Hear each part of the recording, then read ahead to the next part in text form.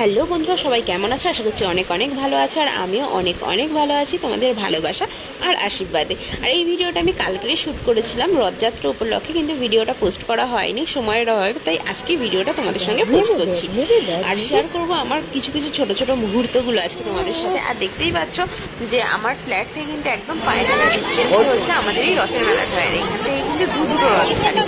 আর এটা তো এটা হচ্ছে আমার মামাদের রথযাত্রা।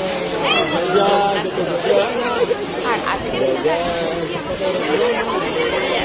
কারণ আমার জ্ঞান হয়েছে আজকে প্রায় 22 বছর ধরে আমি কিন্তু এই মেলাতেই ঘুরতে আসি। আমার একদম বাড়ির সাথে সাথে যখন বাবার এখানে ছিল তখন একদম আমার বাড়ি মেলায় এসে কিন্তু আমি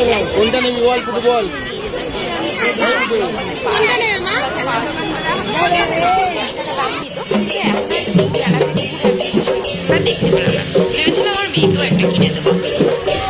আর এই দেখো রথযাত্রা উপলক্ষে এখান থেকে কীর্তন নিয়ে মানে কীর্তন দল যাচ্ছে।